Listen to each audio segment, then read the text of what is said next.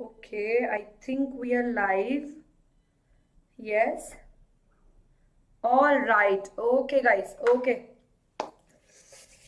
Let's start the cold morning. I mean, at least in Indore. Okay. Perfect. Perfect. Perfect.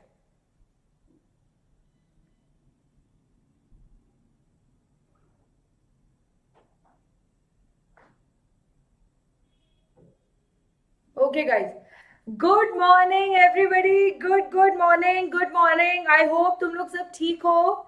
Yes. SB. Okay. Good morning, ma'am. ये class old syllabus के लिए भी applicable है? No, I'm really sorry, SB. This is not applicable to old syllabus students. ये old syllabus के लिए नहीं है applicable. Okay.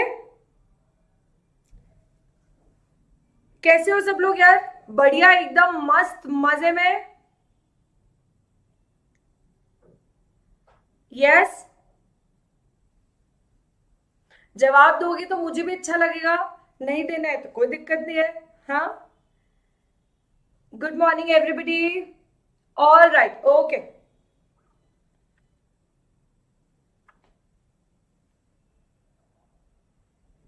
Sushmita.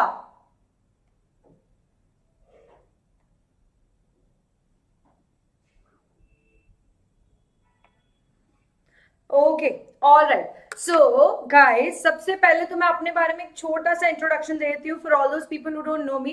I am CS Saumya Kataria और आई नो वो प्रीफिक्स बहुत अच्छा लगता है आगे. और मैं आई ऑलवेज विश कि तुम्हारा भी फटाफट से प्रीफिक्स लग जाए. प्रोफेशनल में आ चुके हो तुम लोग.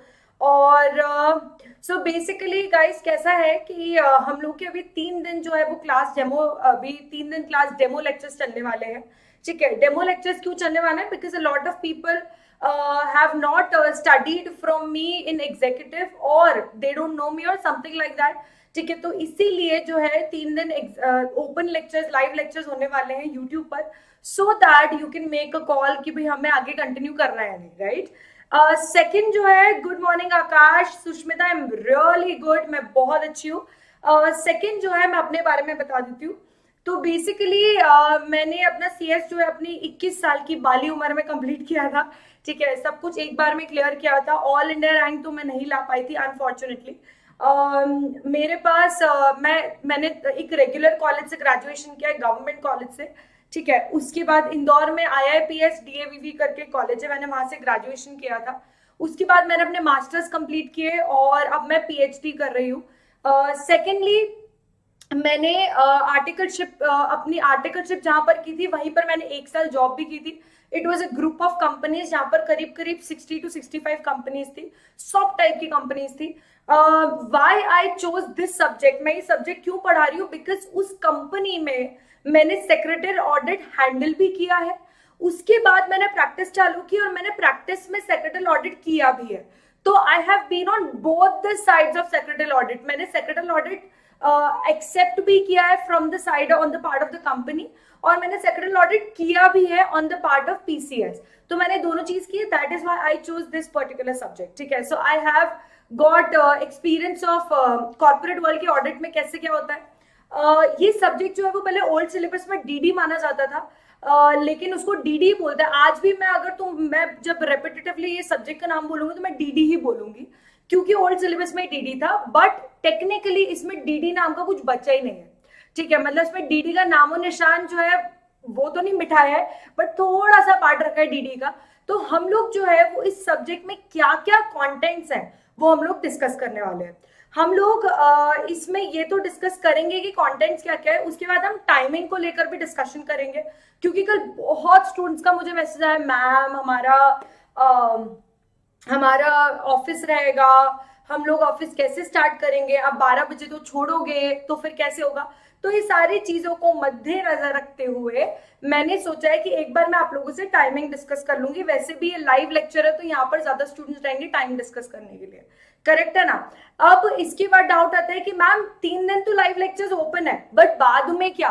तो बाद में मेरी जान आप लोगों के लेक्चर्स होंगे एप्लीकेशन पर, इंस्पायर के एप्लीकेशन पर रहेंगे. ठीक है. जो लेक्चर्स मैं जिस भी दिन लूंगी उस दिन से वो वैलिड स्टार्ट होंगे, उसकी वैलिडिटी स्टार्ट होगी and it will be available on that application up till what date? 15th of May. 15 मई तक वो लेक्चर्स अवेलेबल रहेंगे। मैम 15 मई क्यों चूज किया? क्योंकि आज 15 जनवरी है, ठीक है। तो 3 महीने प्रॉपर वो लेक्चर्स अवेलेबल रहेंगे, आप लोग वो देख सकते हो और आप लोग बाद में भी पढ़ सकते हो। तो इफ इट ऑल ऑफिस के कारण आपके लेक्चर्स मिस हो रहे हैं तो आप लोग वो तब भी देख सकते हो, कोई टेंशन नहीं है, ठीक है। Okay, yes, all right, okay, चलो। गुड मॉर्निंग आकाश, हिमानी, हाय सोनाली। बफर हो रहा है क्या अभी? अभी ठीक है। GRV, अरे यार तुम लोग ना नाम बड़े मस्त मस्त रखते हो यूट्यूब पे, ठीक है। भरत, मैम मैंने अभी बहुत मॉड्यूल दिया है एग्जीक्यूटिव का, क्या क्लास मेरे लिए यूजफुल होगी? Bharat, it depends upon you कि आपको कितनी श्योरिटी है कि आपका कितना अच्छा पेपर गया है। अगर आपको, देखो हमें पेपर देने के बाद ना हमेशा पता चल जाता है कि हमारे पेपर्स कैसे गए। तो अगर यू आर श्योर कि मेरे पेपर्स अच्छे गए हैं तो फिर गो फॉर इट। लेकिन अगर तुम्हें थोड़ा भी लग रहा है कि एक आध पेपर मेरा अच्छा नहीं गया तो फिर रुक जाओ, है ना, तो फिर रुक जाओ।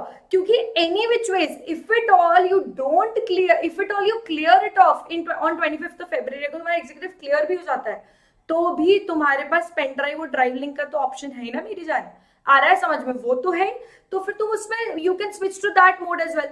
तो इसीलिए अगर तुम श्योर हो तो ही तुम अभी अटेंड करो, और अगर श्योर नहीं हो तो फिर you can go ahead. Okay, hi Priyank, Aman, Sonali, okay, all right. चलो अभी हम सबसे पहले हम किस पे आएंगे? कंटेंट्स पर, okay.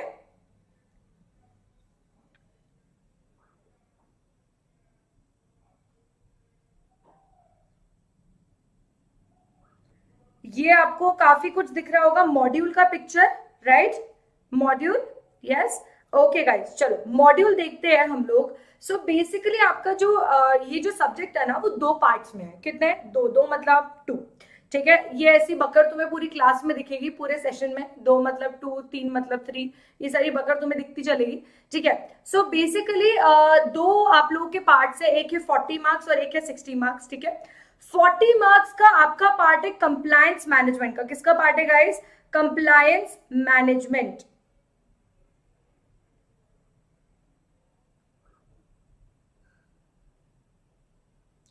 Okay, just a minute.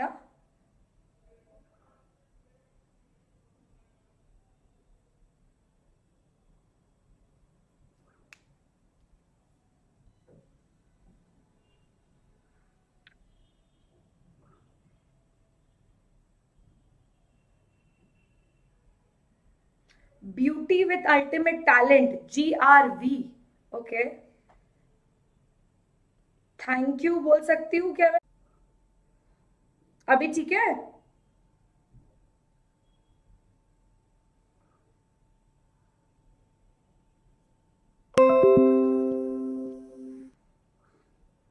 अभी ठीक है? यस गाइस,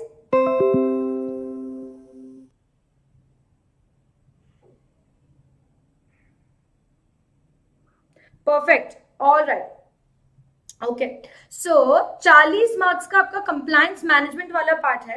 कंप्लायंस मैनेजमेंट जो है वो ये बोलता है कि आपको 7 यूनिट्स कंप्लायंस मैनेजमेंट में है। 7 यूनिट्स पढ़ोगे तो 40 मार्क्स मिलेंगे। ऐसा लग रहा है मैं कोई प्रोडक्ट की मार्केटिंग कर रही हूँ, बट 7 यूनिट पढ़ोगे तो 40 मार्क्स मिलेंगे। तो क्या करना चाहिए मैम? सिर्फ 7 यूनिट में 40 मार्क्स? यस मेरी जान। तो सिंपल सी बात है, जिसमें कि मैं आपको एक बात बता दूं, जो चैप्टर नंबर 3 आपको दिख रहा है, documentation and maintenance of records, search and status reports, KYC, ये 3 चैप्टर तो इतने फुद्दू है ना, इतने इजी है कि तुम बोलोगे अच्छा मैम हो गया, 2-2, 3-3 दिन में हमारे चैप्टर्स भी खत्म हो जाएंगे। छोटे भी है और सिंपल भी है। तो क्या लग रहा है 40 मार्क्स ज्यादा अच्छे से प्रिपेयर करना चाहिए, क्योंकि पहली बात तो 7 चैप्टर्स ही है, सातों के सातों इजी भी है। फर्स्ट एंड सेकंड चैप्टर थोड़े से टफ है, बट मैं बैठी हूं ना, तुम घबरा क्यों रहे हो? आ रहा है समझ में? उसके बाद जो आपका 6th एंड 7th चैप्टर है उसका वेटेज कम है, ठीक है, उसका वेटेज कंपेरेटिवली कम है ना, लेकिन करना सबको जरूरी है। उसके बाद आते हैं 20, अब आपका 8 से लेके 20 चैप्टर्स, ठीक है, 8 से लेके 20 चैप्टर, आपको 13 चैप्टर्स हैं टोटल। वो secretarial audit and due diligence की बात करते हैं। इसमें आपको ड्यू डिलिजेंस के दो पार्ट है, DD part 1 and DD part 2। ठीक है, डीडी पार्ट 1 जो है इसके लिए हम इस सब्जेक्ट को डीडी बोलते हैं। ये इतना महान, इसको हम बोलेंगे, इसका हमने नाम रखा है मेगा चैप्टर। तो इसका हमने ऐसा मेगा चैप्टर नाम रखा है कि इसका हमें बहुत आराम से करना पड़ेगा। जब लास्ट बैच हुई थी ना, तो मैंने संडे को ले लेकर 5-5 घंटे ले लेकर और मैंने ये चैप्टर कंप्लीट किया था। ठीक है, 2 से 3 संडे, तो 15 घंटे तो हमको ये चैप्टर कंप्लीट करने में लग गए थे, बिकॉज इसको मैं बहुत आराम से पढ़ाने वाली हूँ। वाई? क्योंकि इसका वेटेज बहुत ज्यादा है। आ रहा है समझ में? तो ये चैप्टर ड्यू डिलिजेंस पार्ट 1 हम बहुत अच्छे से करने वाले हैं। ठीक है, इसमें हम अच्छे से टाइम लेंगे, बिल्कुल आराम से करेंगे। तो हमें बाकी चैप्टर्स में स्पीड पकड़नी है। ओके, अब डीडी के लिए ना सबसे ज्यादा स्टूडेंट्स क्यों घबराते हैं वो मैं बता देती हूँ। ठीक है, डीडी के लिए सबसे ज्यादा क्यों घबराते हैं? क्योंकि याद नहीं रहता है। तो उसके लिए मैं आपको बताना चाहती हूँ, I am going to give you acronyms. Acronyms समझते हो? एक्रोनिम्स हर पर्टिकुलर टॉपिक में जब पॉइंट्स आते हैं ना, तो पॉइंट्स को का हम इनिशियल्स ले लेते हैं और उसको लेकर हम ना एक वर्ड बनाते हैं जिसको हम बोलते हैं एक्रोनिम, या अपनी लेमन और घटिया लैंग्वेज में हम उसको बोलते हैं चीट। ठीक है, क्या बोलते हैं उसको? चीट। तो चीट कोड्स हम लोग बनाने वाले हैं जिससे कि हमें पॉइंट याद रहे। सारे चीट कोड, सारे टॉपिक्स के चीट कोड्स हम नहीं बनाएंगे क्योंकि हम कंफ्यूज हो जाएंगे कि किसका क्लैप सीपीटी था, किसका रणबीर कपूर ने आलिया के साथ शादी की, ऐसा एक चीट कोड है। तो किसके कौन सा चीट कोड है, इतना कंफ्यूजन क्रिएट नहीं करना है। तो हम किसी किसी टॉपिक्स के बनाएंगे, किसी किसी के नहीं बनाएंगे। क्लियर है सबको? बहुत अच्छे से।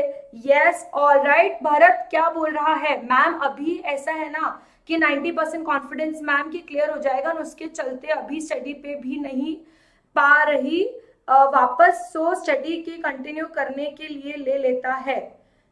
ओके भारत, जितना मुझे आपकी बात से भी समझ में आया है, मुझे ऐसा लग रहा है you not sure 10%, you are not sure that if it all you will be able to clear executive और नॉट, राइट? यही बोलना चाह रहे हो भरत?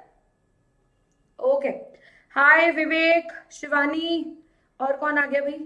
चलो ओके, तो हम लोग अभी सबसे फर्स्ट यूनिट जो है, सबसे पहला अध्याय, उसके साथ स्टार्ट करेंगे, and that is compliance framework. ठीक है, अब हम लोग बिल्कुल भी टाइम वेस्ट नहीं करेंगे इधर उधर की बातें वगैरह वगैरह ये सब कर करके। ठीक है, तो हम लोग फटाफट फर्स्ट चैप्टर से स्टार्ट करते हैं। अब तुम्हें जो डाउट है मैम इसके नोट्स, तो इसके नोट्स जो है वो मैं इस लेक्चर के बाद गूगल ड्राइव में ऐड कर दूंगी। ठीक है, तो अभी जो 3 दिन हमारा चैप्टर चलने वाला है उसमें मैं गूगल ड्राइव में ऐड कर दूंगी, सो दैट एटलीस्ट आप ये तो पढ़ लो, टाइम वेस्ट ना हो। ठीक है, लास्ट में आपके जो पूरा सेशन खत्म होगा उसके बाद में आप लोग का एक फुल टेस्ट लेने वाली हूँ। ठीक है, मैं आपको जो लोग भी लाइव लेक्चर्स लेने वाले हैं, लाइव बैच लेने वाले हैं, उन लोगों को मैं बता देती हूँ कि आपको 2 सेट ऑफ नोट्स मिलेंगे, एक्चुअली 3।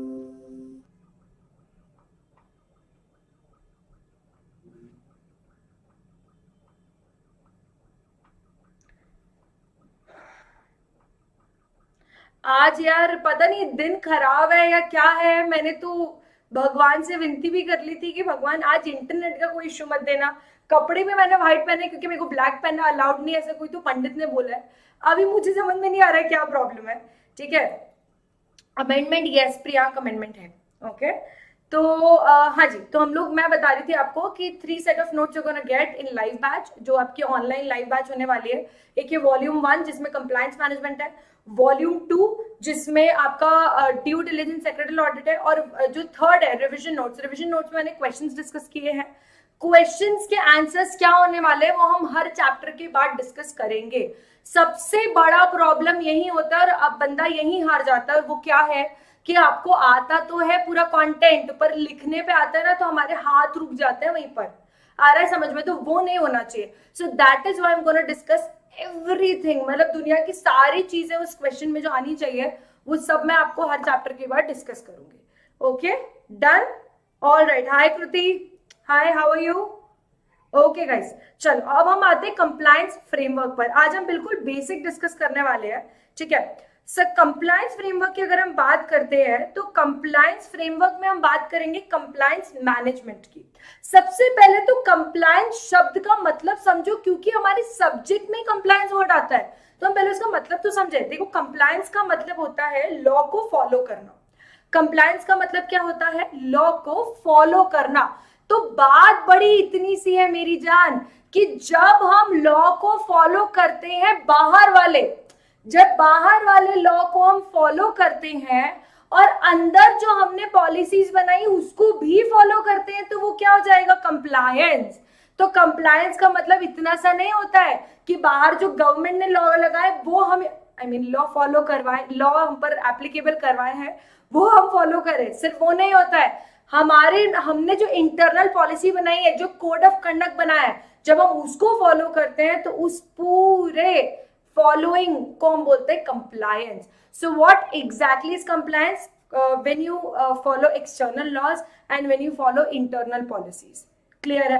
अब इतना सब कुछ हमें फॉलो करना है तो हमें कहीं ना कहीं से उसको मैनेज तो करना पड़ेगा, राइट? आप लोग फाउंडेशन से सीखते आए हो, अपने ग्रेजुएशन में सीखते आए हो कि मैनेजमेंट की जरूरत है, कंपनी को मैनेजमेंट की जरूरत है। तो जब इतना सारा कंप्लायंस है तो कंप्लायंस को भी तो मैनेजमेंट की जरूरत है। इसीलिए कॉन्सेप्ट आया क्या? इसीलिए कॉन्सेप्ट आया कंप्लायंस मैनेजमेंट। क्लियर है सबको? बहुत अच्छे से, यस, ऑल राइट, ठीक है। सो अब ये जो कंप्लायंस मैनेजमेंट वाली बड़ी बड़ी बातें करें, पहली बात तो मैम आप हमको ये बताओ, हम क्यों पढ़े ये सब्जेक्ट? हमें क्यों पढ़ना है? क्योंकि it is the company secretary who is going to ask a group of people, जिनको मैं बोल रही हूँ नालायक लोग, उनको मैं क्या नाम दे रही हूँ? नालायक लोग। तो कंपनी सेक्रेटरी को कुछ नालायक लोगों से ही कंप्लायंस मैनेजमेंट करवाना है। अब तुम गेस करो ये नालायक लोग कौन है, मुझे चैट में बताओ। Who do you think are these nalayak kind of people that I'm talking about here, with whom the company secretary is supposed to deal with and get the compliance management done? ये कौन से नालायक लोगों की मैं बात कर रही हूँ, बताओ। अच्छा, ये बफरिंग वाली जो प्रॉब्लम है हम इसको सॉर्ट कर लेंगे, टेंशन मत लो, ओके? ठीक है। ओहो, डायरेक्टर मैनेजमेंट एक number.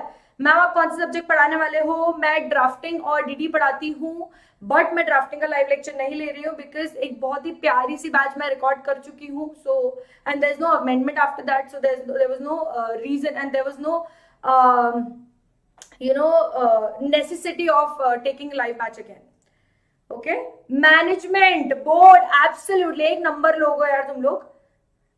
Yes, so management and board ऐसे नालायक लोग होते हैं जिनसे हमें कंप्लायंस करवाना होता है और इसीलिए हमें कंप्लायंस मैनेजमेंट का कॉन्सेप्ट लेकर आए हैं, ठीक है। अब सिंपल सी बात है, कंप्लायंस मतलब लॉज क्या क्या होते हैं, पॉलिसीज क्या क्या होती है, ये हम अपने पोर्शन में पढ़ते हैं। हम लोग सीएस कर रहे हैं, हम ये पोर्शन में पढ़ते हैं। डायरेक्टर का कोई कोर्स ही नहीं होता है। तुमने कभी देखा है आकाश अंबानी ने डायरेक्टर का कोर्स किया हो, मुकेश अंबानी ने डायरेक्टर का कोर्स किया हो? मैं चाहूं मैं जाकर डायरेक्टर बन सकती हूँ, मैंने कोई कोर्स किया क्या डायरेक्टर करना ही? तो डायरेक्टर और मैनेजमेंट को पता ही नहीं है कि करना क्या होता है कंप्लायंस में।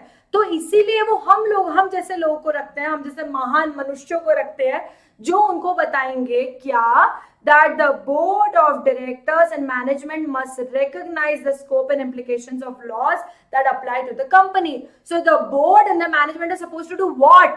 They are supposed to realize कि कंपनी का स्कोप क्या है, कंप्लायंस का स्कोप क्या है, क्या क्या लॉ एप्लीकेबल है। भाई हमें स्टैम्प एक्ट फॉलो करना है, हमें कंपनीज एक्ट करना है, हमें एलओडीआर करना है। कंपनीज एक्ट तो लागू हो ही जाएगा, कंपनी है तो। एलओडीआर करना है, रजिस्ट्रेशन एक्ट का फॉलो करना है, कंपटीशन एक्ट का फॉलो करना है, कंज्यूमर प्रोटेक्शन एक्ट का फॉलो करना है। कौन सा एक्ट कब फॉलो करना है? बैंकिंग एप्लीकेबल है, इंश्योरेंस एप्लीकेबल है, फेमा कब लग रहा है, ये सारी चीजें का जो स्कोप होता है और उसके इम्प्लीकेशंस मतलब कॉन्सिक्वेंसेस फॉलो ना करने के, ये सारी चीजें बोर्ड को रियलाइज करनी होगी और ये कौन कराएगा? हम कराएंगे, ठीक है। ओके, अब मैं आपको एक बहुत प्यारा सा कॉन्सेप्ट बताऊंगी, मजा आ जाएगा, देखना, ठीक है। बहुत सुंदर, अति सुंदर कॉन्सेप्ट है।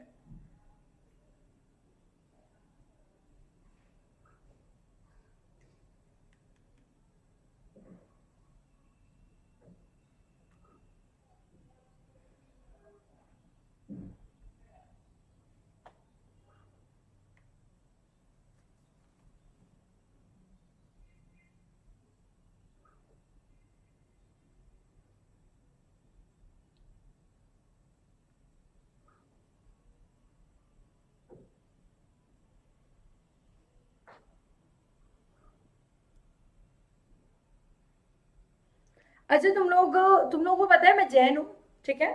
और जैन ना आलू प्याज वगैरह नहीं खाते। आई डोंट नो यहाँ पर भी कोई जैन हो सकता है ना। मतलब मैं खाती हूँ, बट मेरे घर में बड़े बड़े जो लोग हैं ना वो नहीं खाते हैं।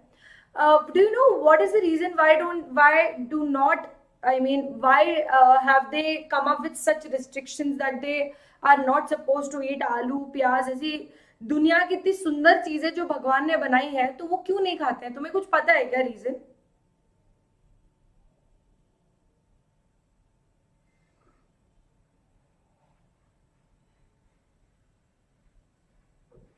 मी टू। ओके, बताओ, किसी को रीजन पता है क्या?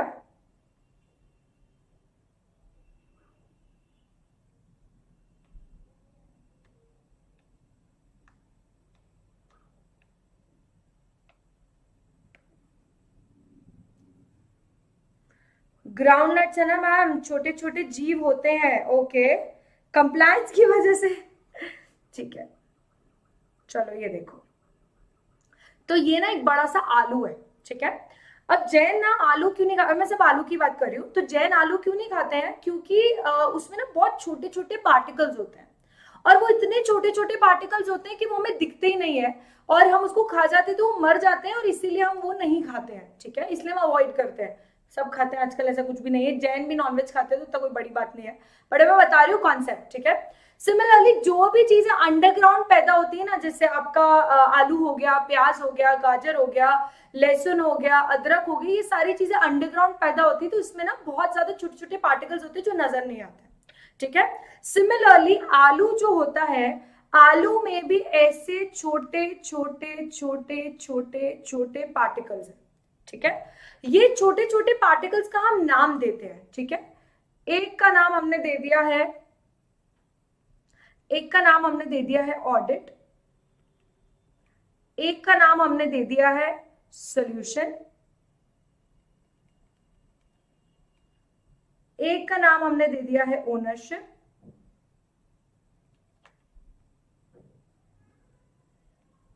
एक का नाम हमने दे दिया है प्रॉब्लम, और एक का नाम हमने दे दिया है रिपोर्टिंग, ठीक है। तो हमने क्या किया है, हमने जो हमारा कंप्लायंस का पोटैटो है, कंप्लायंस का जो आलू है, उसके हमने छोटे छोटे पार्टिकल्स को आइडेंटिफाई किया है कि अगर हम एक आलू उठाएंगे, जो मैम बोल रही कि भाई वो जैन है और उनमें बहुत छोटे छोटे पार्टिकल्स होते हैं, तो पार्टिकल्स का नाम रख लिया। और वो पार्टिकल्स का नाम क्या क्या है? एक का नाम है ऑडिट, एक का नाम है सोल्यूशन, एक का नाम है रिपोर्टिंग, एक का नाम है प्रॉब्लम, और एक का नाम है ओनरशिप। तो हमारा ये किसका आलू बना मेरी जान? इस आलू का नाम क्या होगा मेरी जान? Compliance management. क्या नाम हो गया? Compliance management.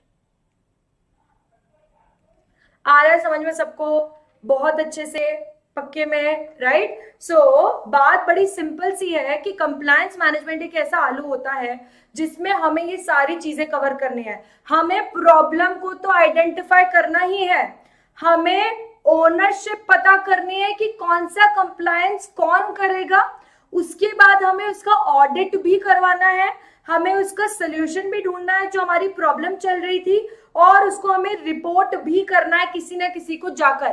तो इस सारी चीजों का हम ध्यान रखेंगे तो हमारा कंप्लायंस मैनेजमेंट का आलू, उसका पोटैटो कंप्लीट होगा। क्लियर है सबको? बहुत अच्छे से, इसमें कोई डाउट है? मैम अभी इतने बड़े भारी शब्दों का आपने प्रयोग किया है कि हमें कुछ भी समझ में नहीं आ रहा है। अरे मैंने सिर्फ शब्द यूज किए हैं, उसको इस्तेमाल किया है, उसको एक्सप्लेन नहीं किया है।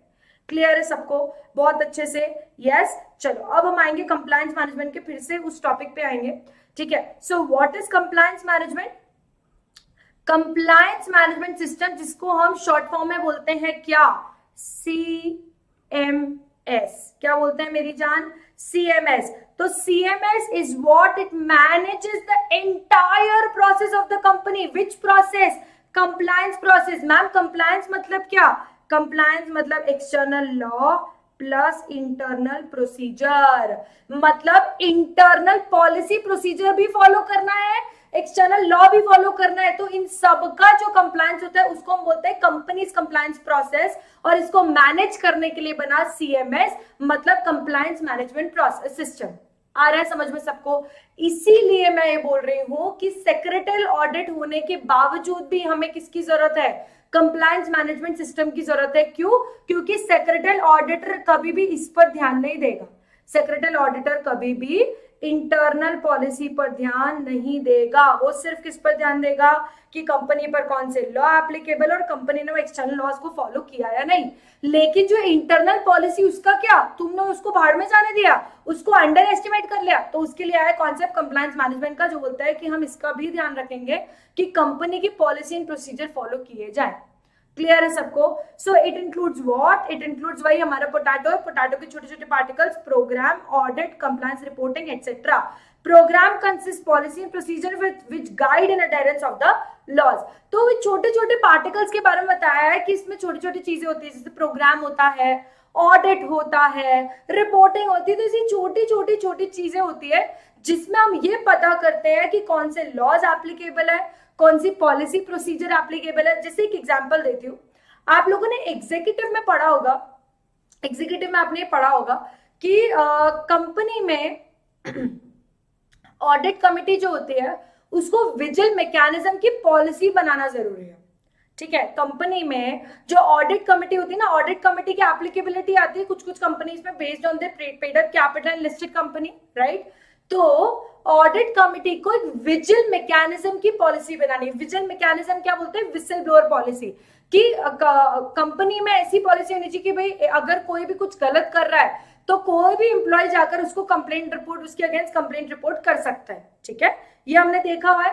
सो द पॉइंट इज कि ये जो पॉलिसी है ना, ये बनी है वो बात अलग है, लेकिन इसको फॉलो कौन कर रहा है? फॉलो तो कोई भी नहीं कर रहा है। तो ये बात का ध्यान कौन रखेगा? Compliance management system. Secretary order ये चेक कर लेगा कि पॉलिसी बनी है, पर पॉलिसी फॉलो हुई कि नहीं वो कौन चेक करेगा? Compliance auditor. क्लियर है सबको? बहुत अच्छे से बढ़ेंगे क्या आगे? अरे बोलो है ना? Yes. So the program consists of all the policies that guides कि आप पर क्या law applicable है, and the audit is independent testing of the level of compliance. वो ऑडिटर जो है ना, वो ये टेस्ट करता है कि आपने EL मतलब एक्सटर्नल लॉस और IP मतलब इंटरनल पॉलिसी को कितना फॉलो किया। क्लियर है सबको? यस, बहुत अच्छे से पक्के में। अब देखो, जो कंप्लायंस फ्रेमवर्क होता है ना, अब हम फ्रेमवर्क डिस्कस करेंगे। ठीक है, फ्रेमवर्क जो होता है वो बेसिकली एक ऐसा प्लेटफॉर्म होता है जहां पर ये पूरा कंप्लायंस मैनेजमेंट सिस्टम हो रहा है। ये एक ऐसा फ्रेमवर्क, ऐसा ग्राउंड है। ठीक है, एक ऐसा ग्राउंड है जहां पर ये पूरा कंप्लायंस मैनेजमेंट चल रहा है। इमेजिन करो एक क्रिकेट का ग्राउंड है जहां पर छोटे, इतना बड़ा ग्राउंड है कि कोई दिख नहीं रहा है वहां पे दूर दूर तक, और बीच में छोटे छोटे से प्लेयर्स जो है वो क्या कर रहे हैं? खेल रहे हैं। छोटे प्लेयर्स क्यों? क्योंकि वो ग्राउंड इतना बड़ा है कि वो दिख ही नहीं रहा है वहां पे लोग कितने बड़े हैं। आ रहा है समझ में? तो वो जो छोटे से प्लेयर्स खेल रहे हैं ना, वो बेसिकली क्या चल रहा है? वो कंप्लायंस मैनेजमेंट सिस्टम चल रहा है जो एक बड़े से ग्राउंड पर चल रहा है। क्लियर है सबको? बहुत अच्छे से। ठीक है, अब ये जो फ्रेमवर्क है इसमें 3 चीजें इंक्लूड होती है। कितनी चीजें इंक्लूड होती है? 3 मतलब 3। देखो, बहुत सिंपल है, बहुत सिंपल है। अभी हम लोग बिल्कुल बेसिक कर रहे हैं, तो इतना घबराना मत ही है क्या क्या हो रहा है, समझ में नहीं आ रहा है ये वो। जब हम हर दिन जो हम क्लास में खत्म करेंगे वो अगले दिन 10 मिनट रिवाइज करेंगे। जो भी हम आज खत्म करेंगे ना, वो कल हम पहले 10 मिनट रिवाइज करेंगे। सो इफ इट ऑल आपका कुछ मिस भी हो गया होगा ना, तो वो आप लोग अगले दिन 10 मिनट में कवर कर सकते हो। मैं आप लोगों से सिर्फ एक चीज चाहती हूँ, please give me that, please give me that. I am asking you that as a favour और एज जो मानना है भीख मांग लो, whatever जो मानना है वो मान लो, but I want you to read everything that I teach in a class. जो भी मैं हर दिन पढ़ा रही हूं प्लीज वो जाकर पढ़ो। मार्क माई वर्ड्स, ये सब वर्क करता है, सब वर्क करता है। तुम बोलोगे हाँ मैम ये तो सारी फैकल्टीज बोलती है, इसमें क्या बड़ी बात हो गई। मैं ये इसलिए बोल रही हूँ क्योंकि मैंने एक्सपीरियंस किया है। मैंने ये एक्सपीरियंस किया है कि जब आप कोई सब्जेक्ट क्लास के साथ पढ़ते चलते हो तो उसके क्या फायदे होते हैं, और जब क्लास के साथ नहीं पढ़ते चलते हो तो उसके क्या नुकसान होता है, वो मैं पर्सनली एक्सपीरियंस कर चुकी हूँ, इसलिए मैं आपको बोल रही हूँ। और ये एक सब्जेक्ट ऐसा है जिसको आपको रेगुलरली पढ़ना ही पड़ेगा, वरना फिर भूल जाओ, फिर तुमको चीट कोड भी काम नहीं आएंगे। Okay, yes, all right, okay, चलो भाई जो स्टूडेंट मेरे को पहले से जानते हैं वो जानते हैं कि आई यूज दिस फ्रेज अलॉट, आग लगा देंगे, तो लेट्स पुट फायर, आग लगा देंगे, चलो।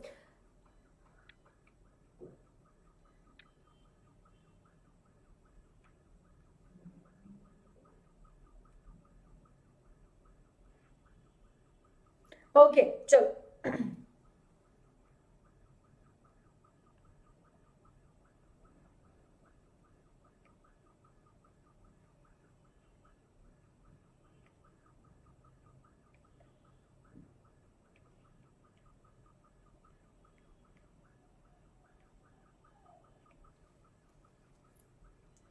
ओके तो क्या होता है ना, जनरली कंपनीज में, तो क्या होता है ना कंपनीज में, जब भी कंपनीज कंप्लायंस मैनेजमेंट फॉलो करती है ना, कंप्लायंस मैनेजमेंट करना है, कंप्लायंस मैनेजमेंट करना है, तो क्या करना है एग्जैक्टली देखो, कंपनी को, जब कंपनी में कंप्लायंस मैनेजमेंट सिस्टम स्टार्ट किया था ना, जब कंपनी में कंप्लायंस मैनेजमेंट सिस्टम स्टार्ट किया था, तो उन्होंने आइडेंटिफाई किया था एप्लीकेबल लॉज। उन्होंने क्या आइडेंटिफाई किया? एप्लीकेबल लॉज, ठीक है। उसके बाद उन्होंने पता किया कि वो लॉ को कौन फॉलो करेगा। मैम फॉलो कौन करेगा? सीएस करता है ना।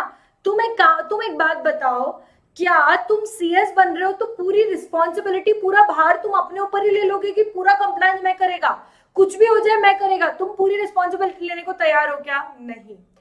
जब भी कंपनी में सैलरी डिस्प्यूट होती है तो एचआर डिपार्टमेंट डिस्ट्रीब्यूट करता है।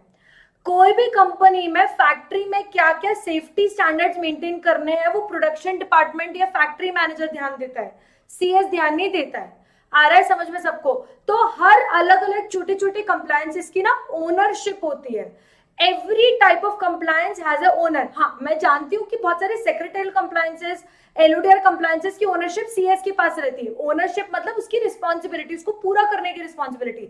लेकिन मेरी जान, जो हमारे अलग अलग छोटे छोटे लेबर लॉ के कंप्लायंस हो गए, इंसॉल्वेंसी के कंप्लायंसेस हो गए, अगर बाय चांस आ रहा है इंसॉल्वेंसी तो उसके बाद आपके आईपीआर रिलेटेड कंप्लायंसेस हो गए, आपके फैक्ट्री रिलेटेड कंप्लायंसेस हो गए, मार्केटिंग एडवर्टाइजमेंट में आपके लॉज एप्लीकेबल होते हैं, तो एडवर्टाइजमेंट में किन बातों का ध्यान रखना, उसके अलग कंप्लायंसेस होते हैं। तो हर टाइप के कंप्लायंस के लिए अलग अलग ओनर डिसाइडेड होते हैं। कुछ कंप्लायंस फिनेंस डिपार्टमेंट करता है, कुछ मार्केटिंग डिपार्टमेंट कर रहा है, कुछ accounts department. Accounting standard follow करने का कंप्लायंस तुम नहीं करोगे, अकाउंट डिपार्टमेंट करेगा। तो हर उसके कंप्लायंस ओनर्स होते हैं जिसमें हम ओनरशिप डिसाइड करते हैं कि कौन सा बंदा किस चीज का ओनर रहेगा। क्लियर है सबको? बहुत अच्छे से। तो हम क्या करने वाले हैं ना, हम यहाँ पर चार्ट बनाएंगे, और चार्ट बना, वाह क्या रेक्टेंगल बना है, ठीक है। चार्ट बनाने के बाद हम यहाँ पर लिखेंगे कि क्या क्या कंप्लायंसेस करने हैं। जैसे कि एक एग्जांपल लेती हूँ, क्योंकि तुम लोग अभी फिलहाल एग्जीक्यूटिव की लेमन लैंग्वेज समझ रहे हो। एमजीटी 14 कंप्लायंस है भाई, कंप्लायंस है, कंप्लायंस है, कंप्लायंस है भाई, ठीक है। उसके बाद PaaS 3 return of allotment compliance है भाई, कंप्लायंस है, कंप्लायंस है। उसके बाद डीआई 12 डायरेक्टर आया, डायरेक्टर गया, कंप्लायंस है भाई, कंप्लायंस है। तो ये जो हो गई, हमने क्या कर ली, कंप्लायंसेस लिख लिए कि आपको क्या क्या कंप्लाई करने हैं। जैसे जैसे कंप्लाई होते जाएंगे आप स्कोर कार्ड में डालते जाओगे कंप्लाइड, कंप्लाइड, कंप्लाइड। आ रहा है समझ में? तो मैम अगर आपने बोला कि चार्ट में हम ये लिखेंगे कि कौन से कंप्लायंस करने हैं, कौन सी डेट तक करने हैं, स्कोर कार्ड में हमने लिखा कि कौन से कंप्लायंस हो चुके हैं, तो एडवाइजरी यहाँ पे बैठ के क्या चने खाएगा? नहीं, एडवाइजरी ध्यान रखेगा कि चार्ट और स्कोर कार्ड सेम रहे। और अगर बाय चांस चार्ट बोलता है एमजीटी 14 फाइल करने का, पर स्कोर कार्ड में एमजीटी 14 दिखाई नहीं रहा है, इसका मतलब कि चार्ट के हिसाब से कोई चीज होनी चाहिए थी और स्कोर कार्ड के हिसाब से वो चीज नहीं हुई। तो उसको एडवाइजरी आएगा और बोलेगा बेटा मेरी नजर तुम पे है, तुम स्कोर कार्ड को फिल नहीं कर रहे हो, मतलब तुम कंप्लायंसेस नहीं कर रहे हो। आ रहा है समझ में? अब तुम मुझे बता, एमजीटी 14 कब फाइल करते हैं और कितने दिन में फाइल करते हैं, मतलब एमजीटी 14 क्यों फाइल करते हैं, तुम बताओ।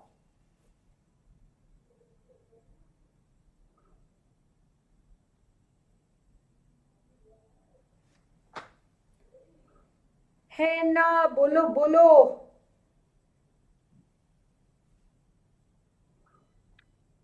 मैं आगे का गाना नहीं लूंगी मम्मी को पापा से।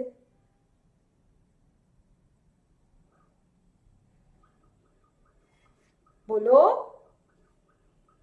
शेयर होल्डर रेजोल्यूशन के बाद, ओके, स्पेशल रेजोल्यूशन के बाद, वेरी गुड। हिमानी, आकाश, झील, वेरी गुड। सुरक्षा, सुरक्षा, ओके। तो अगर मुझे डिफेंस की जरूरत है तो मैं सुरक्षा पारसवानी को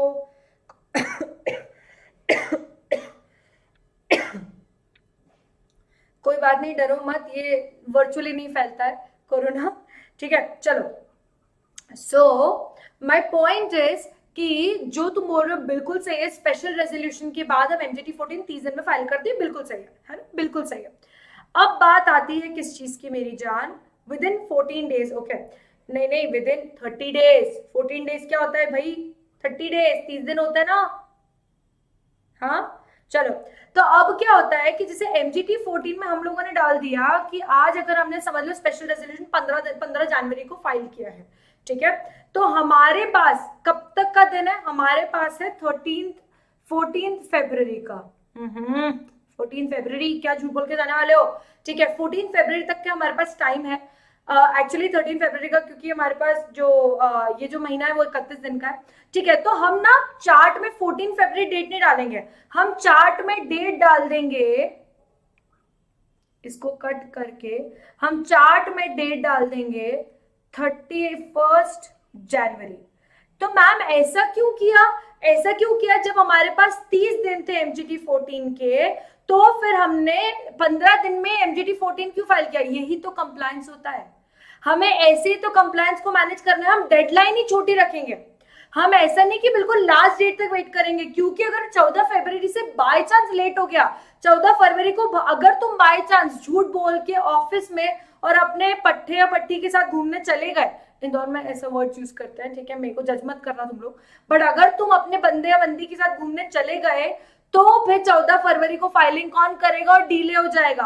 और तुम इतने ज्यादा स्मार्ट तो हो नहीं कि तुम ध्यान रखोगे कि भाई 14 फरवरी को घूमने जाना है तो 13 तारीख को कर ले, तो हम डेट ही, हम डेडलाइन ही बहुत पहले की रखेंगे, हम डेडलाइन ही पहले खिसका देंगे और हम रखेंगे 31 जनवरी। अब स्कोर कार्ड में अगर तुम्हें, स्कोर कार्ड में अगर तुमने एमजीटी 14 31 जनवरी तक फाइल कर दिया, तो आ जाएगा यहाँ पर एमजीटी 14, क्या आ जाएगा गाइज यहाँ पर, एमजीटी 14। क्लियर है सबको, बहुत अच्छे से। So this is how it works. And advisory बीच में बैठे बैठे चने खा रही होगी कंपनी के बजट पर साथ ही साथ वो ये भी ध्यान रखेगी कि चार्ट और स्कोर कार्ड जो है वो सेम चले, और अगर स्कोर कार्ड में कहीं ना कहीं डिले हो रहा है, तो फिर हम जो स्कोर कार्ड है वो एक मीटिंग बुलाएगी और डिस्कस करेगी कि डिले क्यों हो रहा है। क्लियर है सबको। So this entire thing is what compliance framework. जो कंप्लायंस फ्रेमवर्क एक बड़ा सा ग्राउंड है जिसमें कंप्लायंस मैनेजमेंट में हम ये 3 चीजें बनाते हैं। अभी मैम ये 3 चीजें कहां बनाएंगे, कंप्यूटर पे बनाएंगे, कंप्यूटर पर तो बनाते हैं बट एक सॉफ्टवेयर होता है, ठीक है, ये इसका ना, ये एक सॉफ्टवेयर होता है just give me a minute, okay, मैं पानी पी लूं।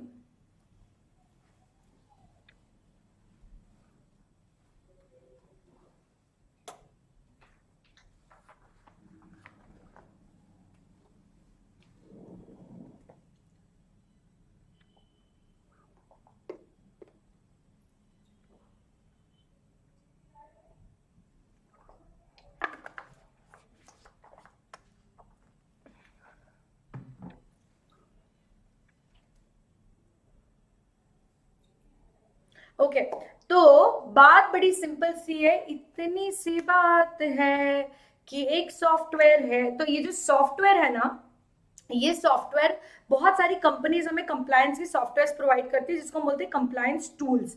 क्या बोलते हैं, कंप्लायंस टूल्स।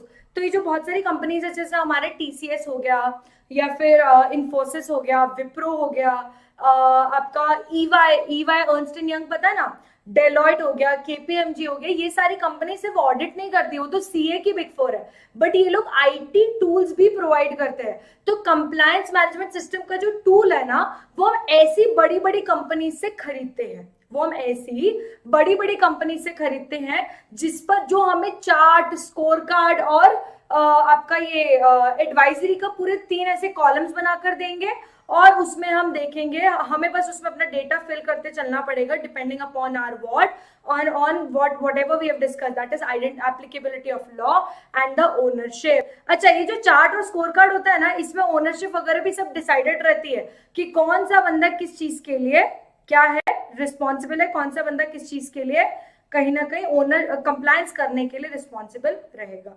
ठीक है, तो आपका जो सॉफ्टवेयर है, वो सॉफ्टवेयर में ये सारी की सारी चीजें जो है वो एडेड रहती है, ये पूरा का पूरा चार्ट बना हुआ रहता है, बस हमें इसमें डिटेल्स ऐसे फिल करते चलनी पड़ेगी। क्लियर है सबको बहुत अच्छे से? इस सॉफ्टवेयर को हम बोलते हैं अच्छी लैंग्वेज में डैशबोर्ड। क्या बोलते हैं हम इसको? डैशबोर्ड। क्या बोलते हैं मेरी जान? डैशबोर्ड। अब मैम ये डैशबोर्ड का क्या बोल रहे हो? ये डैशबोर्ड का कॉन्सेप्ट मैं कल पढ़ाऊंगी, बस ये वर्ड ध्यान में रख लो। ठीक है, बस ये वर्ड ध्यान में रख लो। ओके, तो हमने अभी तक क्या क्या पढ़ लिया, एक बार फटाफट से डिस्कस कर लेते हैं। ठीक है, हमने ये पढ़ा कि कंपनी सेक्रेटरी को रखा ही इसलिए गया है ताकि वो बोर्ड जैसे नालायक लोग, मैनेजमेंट जैसे नालायक लोग से क्या करवा सके, उनसे वो करवा सके लॉ का कंप्लायंस। और सिर्फ लॉ का कंप्लायंस करना है क्या, मुझे बताओ? नहीं, external policy, sorry external law मतलब ईएल, इंटरनल पॉलिसी मतलब आईपी, ये दोनों को आपको क्या करना है, ये दोनों के साथ कंप्लायंस करना जरूरी है। ओके तो इसके लिए वो कंपनी सेक्रेटरी आता है और वो ये सारी चीजें करता है, पहली चीज। दूसरी चीज, एक आलू होता है, मैं जैन हूं तो मैं आलू की बातें कर सकती हूँ, ठीक है, मेरे घर वाले नहीं सुन रहे, इसकी मैं अपेक्षा करती हूँ। तो बेसिकली एक आलू होता है जिसको हम बोलते हैं compliance management system, short form में बोलेंगे सीएमएस। कंप्लायंस मैनेजमेंट सिस्टम के छोटे छोटे पार्टिकल्स का नाम बताएंगे तो वो होगा compliance audit, compliance reporting, compliance problem, compliance solution, compliance program, right. तो ये सारे छोटे छोटे पार्टिकल्स होते हैं जो एक कंप्लायंस मैनेजमेंट सिस्टम के आलू में होते हैं। ठीक है, इन सबको मिलाकर आपका मैनेजमेंट सिस्टम बनता है। अब हमने एक फ्रेमवर्क नाम की चीज देखी थी, तो फ्रेमवर्क एक बड़ा सा ग्राउंड होता है जहां पर ये पूरा कंप्लायंस मैनेजमेंट सिस्टम होता है। तो हमें क्या करना पड़ता है, एक सॉफ्टवेयर बनाना होता है। ठीक है, एक सॉफ्टवेयर खरीदना होता है, हम नहीं बना पाएंगे, हम खरीदेंगे किसी से, आईटी कंपनी से। वो हमको चार्ट, स्कोर कार्ड और एडवाइजरी जैसे 3 अलग अलग क्या करेंगे, ब्लॉग्स बनाकर देंगे। चार्ट में हम डालेंगे कि हमें क्या क्या चीजें ऐड करनी है, मतलब क्या क्या कंप्लायंस करना है और कौन कौन करेगा और कब तक करेगा। ठीक है, who will do it, when will they do it and what will they do। Okay, what मतलब क्या कंप्लायंस, who कौन करेगा, when कब करेगा, what, who, when। ठीक है, तो चार्ट में हमें क्या लिखना है, what, who and when। ठीक है, उसके बाद स्कोर कार्ड में आएगा डिड यू डू इट,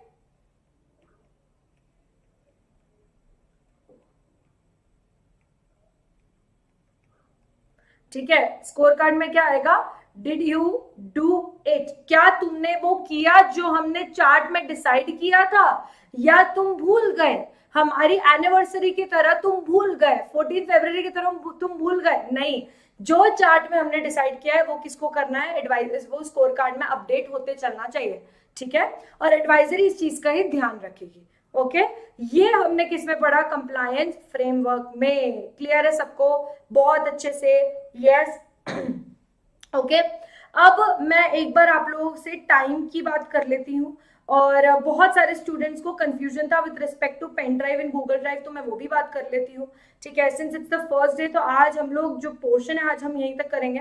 मैं आप लोगों को एक बार फटाफट से बता देती हूँ, 3 बुक्स आप लोगों को मिलेगी live online live virtual batch में, और वो तीनों बुक्स में आपके क्वेश्चंस, रिविजन नोट्स जो आपको लास्ट मिनट पे पढ़ने हैं दिसंबर के महीने में या मई के महीने में, ठीक है, वो, और साथ में आप लोगों को पूरा पोर्शन कवर्ड है। अब आपका सबसे बड़ा क्वेश्चन आता है, मैम जो आप पढ़ा रहे हो उसके बाद हमें मॉड्यूल करना है क्या? देखो, मैं मॉड्यूल की कभी भी अगेंस्ट नहीं हूँ, मैं स्टूडेंट्स को कभी भी ये नहीं बोलती हूँ कि आपको मॉड्यूल नहीं पढ़ना है।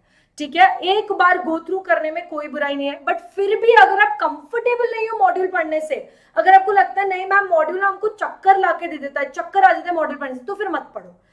क्या हमारी बुक्स इनफ है, क्या नोट्स इनफ है? हाँ वो इनफ है, लेकिन मैं फिर भी एक बार हर बार सबको सजेस्ट करती हूँ एक बार पेजेस जरूर पलट लो, क्योंकि आईसीएसआई ने वो बाइबल हमको दी है तो वो एक बार पढ़ जरूर लेना चाहिए।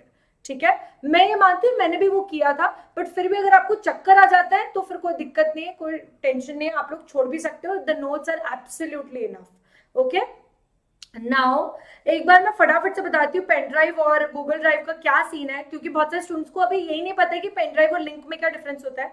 देखो भाई, आज 15 जनवरी से टैक्स का की क्लासेस चालू हुई है और डीडी की क्लासेस चालू हुई है।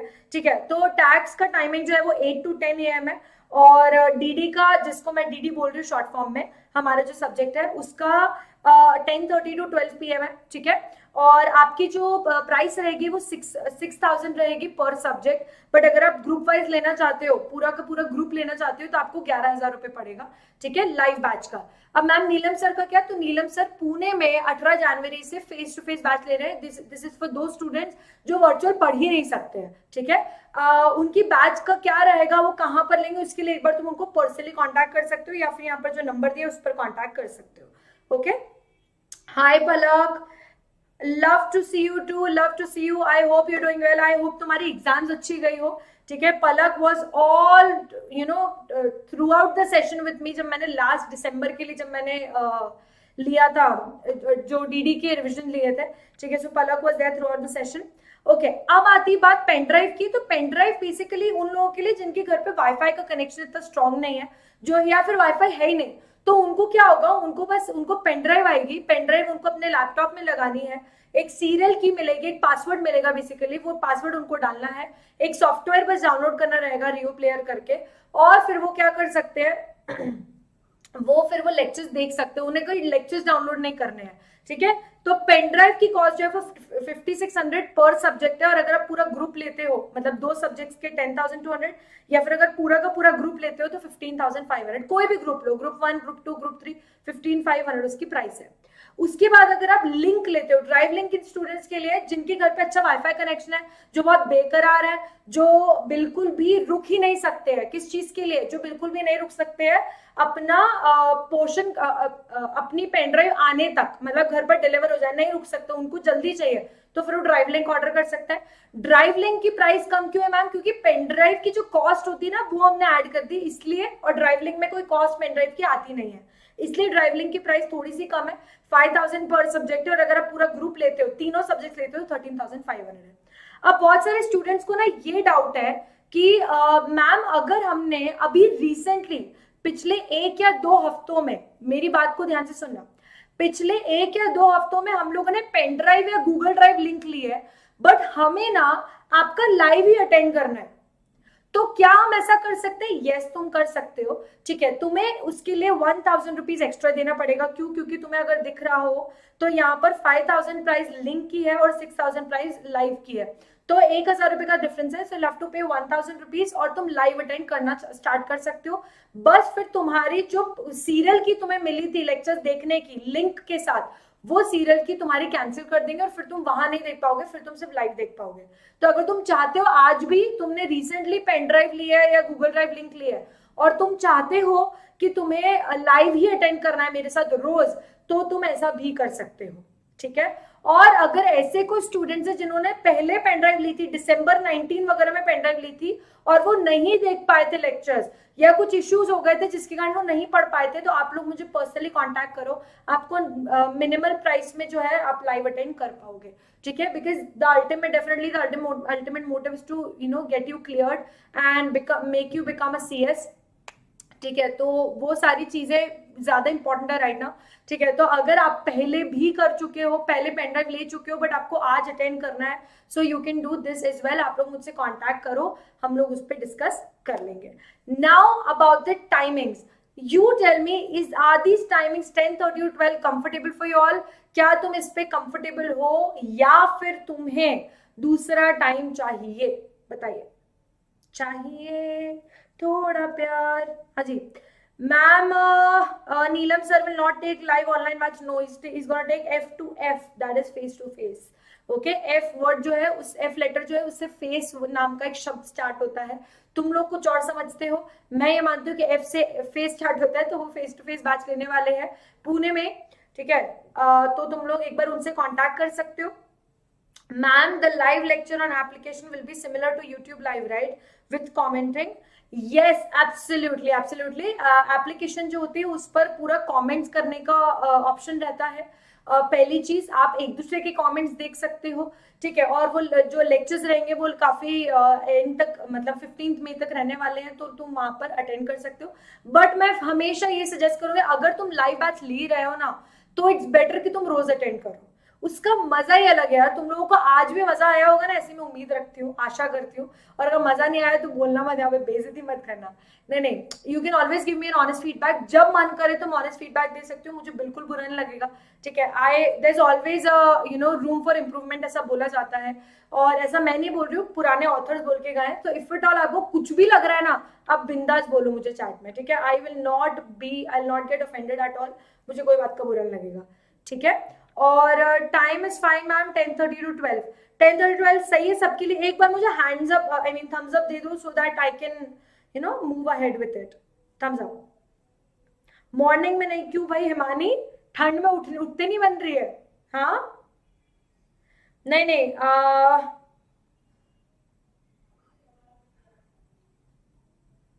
अच्छा, हिमानी ने बोला है मैम नाइट में या डे में, मॉर्निंग में नहीं.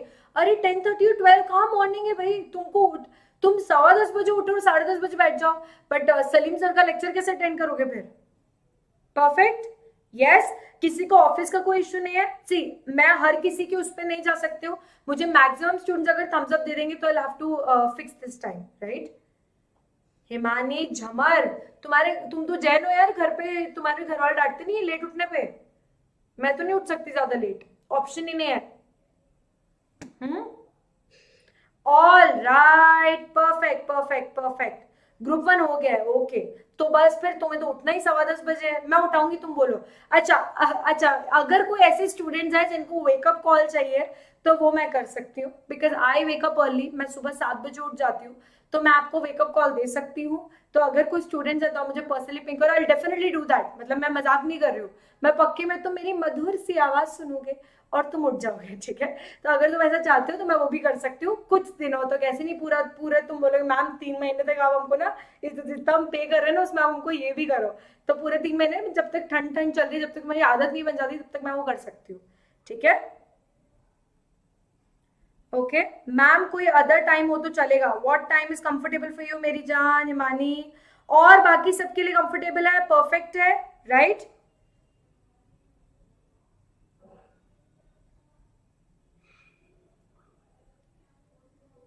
आप तो सीएस बन गए, तो मैं सीएस बनी हूं, तभी सीएस सौम्या कटारिया लगाया और मैंने. ऐसे अलाउड नहीं है. अच्छा, मैं एक बात बता दूं तुम लोगों को, अगर आप सीएस नहीं बने हो तो प्लीज सीएस नाम का प्रीफिक्स मत लगाना आगे. ठीक है, रजिस्ट्रेशन कैंसिल हो जाएगा. ठीक है, ऐसी टीम बैठी है आईसीएसआई में जो ये ध्यान रखती है कि कौन से बच्चे ने सीएस प्रीफिक्स लगा रखा है, जिसका अभी तक सीएस मेंबरशिप नंबर नहीं आया है. फिर भी 7 बजे. देखो अमन, मैं तुम्हें आज एक बहुत ही पते की बात बताती हूँ कि ये जो टाइम तुम्हारा अभी है ना, ये सबसे ज्यादा इंजॉयमेंट वाला टाइम है. This is the golden period of your life. Golden period not only to make a career but also to enjoy your life. मैं कभी भी ऐसा नहीं चाहूंगी तुम लोगों से कि बस दिन भर पढ़ते रहो, बुक में मर जाओ. मैं ये कभी नहीं चाहूंगी, क्योंकि जेन्युइनली जिंदगी झंड हो जाएगी after you become a CS. ठीक है, उसके बाद लाइफ में, और आपके घर वाले आपसे परे हो जाते हैं. घर वाले बोलते हैं कि तुझे जो करना है कर. ठीक है, वो ऐसे हो जाते हैं कि तुझे जो करना है कर, तू अपना स्केड्यूल अपने हिसाब से मैनेज कर, हमें फर्क नहीं पड़ता. ठीक है, अभी तुम्हारे घर वाले फिर भी उठा देते होंगे, अभी तो ऐसे उठना ही पड़ता है, ऑप्शन ही नहीं है ना. तो जो वर्क लाइफ होती है दैट रियली सक्स. तो अभी जितना एंजॉयमेंट है कर लो. ठीक है, बट हाँ, लेक्चर अटेंड करना जरूरी है. बुक्स कब रीच होंगे? कृति, बुक्स जो है वो आपका मोस्ट लाइकली जब भी आपने ऑर्डर प्लेस किया है उससे आपको 7 to 8 डेज में हो जाएंगे। But I will make sure कि जो जो भी मैं टॉपिक पढ़ाऊँ उसके नोट्स आप लोगों के पास हो। तो जो मैंने यूट्यूब अभी जो मैंने लाइव लेक्चर लिया उसकी ड्राइव लिंक में मैं ये लेक्चर ऐड कर दूंगी, तो डेफिनेटली इस चैप्टर के नोट्स तो आप सबके पास होंगे। ठीक है, okay. Himani, I think you are the only one यार, आप अकेली हो जिसको नून और इवनिंग का है। बिकॉज बहुत सारे, हिमानी प्रॉब्लम क्या है ना, बहुत सारे students their started their articleship और they gonna start their articleship post 3rd February। तो 3rd February के बाद फिर कैसे मैनेज करेंगे, है ना? ओके, बचपन से गोल्डन पीरियड ही सुन रहे हैं। अरे यार नहीं नहीं, ये गोल्डन पीरियड मैं सिर्फ करियर के लिए नहीं बोल रही, मैं बोल रही हूँ ऐश करो, खूब ऐश करो। इसलिए मुझसे ना अच्छा कुछ ना बच्चे काफी ज्यादा एकदम सिंसियर थे कि मैम, ध्यान से सुनना ठीक है मैम, हमें ना ये टाइम को यूटिलाइज करना है, ठीक है? क्या हम पढ़ाई चालू कर दें, क्या हम आर्टिकलशिप चालू कर दें? मैंने ये जो सीरियसनेस है ना तुम्हारी एग्जाम के बाद वाली, वो सिर्फ 10 दिन तक ही रहती है। 15-16 जनवरी निकलने दो, सब ऐसे हो जाओगे कि बस अब तो 25 फरवरी तक का वेट करेंगे, उसके बाद ही पढ़ाई चालू करेंगे। इंजॉय करो इस पीरियड को, ठीक है? दिन में 2-3 घंटा अपनी स्किल्स को इंप्रूव करने के लिए निकालो, ठीक है? लेकिन at the same time please do not rush to complete things कि मैं आर्टिकल जो भी फटफट खत्म कर दूं, मैं अपना कोर्स भी फटफट खत्म कर दूं। अरे लाइफ में खुद को टाइम दो, क्योंकि सीएस बनने के बाद नहीं मिलेगा। चिल करो, दोस्तों के साथ घूमो, सो आराम से सो, ठीक है? ये भी जरूरी है लाइफ में करना, राइट? करियर वाइज ठीक है, बट जो घर वाले काम करते हैं सीम्स की, वो भी ट्रेनिंग का पार्ट है। एब्सोल्युटली एब्सोल्युटली, मतलब झाड़ू लगाना, पोछा लगाना, ये भी है। मतलब तुमको लगता है ना सोशल मीडिया को देख के लाइफ बहुत फैंसी होगी, ऐसा नहीं है। झाड़ू लगाना, पोछा लगाना, ये सब होता है, मैं खुद भी करती हूँ, ठीक है? रूम की सफाई करना, मम्मी से डांट पड़ना, पापा की तो आंखें जो होती है वही काफी होती है, जो जिस जिस तरह से वो देखते हैं गुस्से में, वही काफी होती है। तो आप चाहे जॉब कर लो, आपको जो आप कितने बड़े आदमी बन जाओ, अंबानी को टक्कर दे दो, बट माँ बाप ही होता है। Okay, all right, so it a great session today, मुझे बहुत मजा आया। और एज आई से आग लगा दी भाई, ठीक है? तो हम लोग कल मिलेंगे लाइव बैच के साथ, यूट्यूब लाइव 10:30, कल से 12 बजे तक लेक्चर रहेगा, ठीक है? आज पहला दिन था। इसके अलावा आप लोगों को और भी कुछ डाउट हो तो फिर आप मुझसे पर्सनली कांटेक्ट कर सकते हैं। मेरा जो नंबर है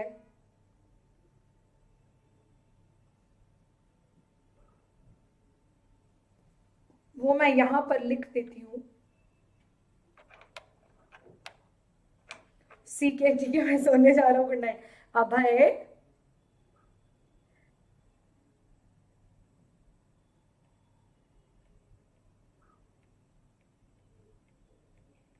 ये है मेरा phone number 8461967667। You can contact me on this number personally. मैं 3 बजे से लेकर 6 बजे के बीच में फोन कॉल्स पर अवेलेबल रहती हूँ, तो प्लीज अगर आपको मुझसे बात करनी है तो आप 3 से 6 के बीच में कीजिए, ठीक है? रात में 5 बजे, रात में या सुबह 5 बजे या रात में 3 बजे फोन अगर किया है किसी ने, ठीक है, परेशान करने के लिए, तो एक चपेट पड़ेगी। ओके, सो आज बहुत मजा आया। And yes, Kruti, you can. I will be available on call between 3 to 6 p.m. and I'll be available on WhatsApp anytime. तो आप लोग मुझसे बात कर सकते हो। Had a great session today. I hope you enjoyed as well. I will see you tomorrow for live lecture at 10:30 a.m. and Salim sir's lecture will be from 8 to 10 a.m. Okay, other than that आपको कुछ और guidance चाहिए, ma'am कैसे पढ़े, क्या करे, life में क्या करना है, एमबीए करे, एलएलबी करे, सीएस के लिए क्या अपॉर्चुनिटीज है, आर्टिकलशिप, ब्ला ब्ला, सारी चीजों का गाइडेंस मैं ज्ञान दे सकती हूँ तुम्हें, तो आप लोग मुझसे उसके लिए भी कांटेक्ट कर सकते हो। Okay, all right, bye bye, take care, have a nice day, love you, bye bye.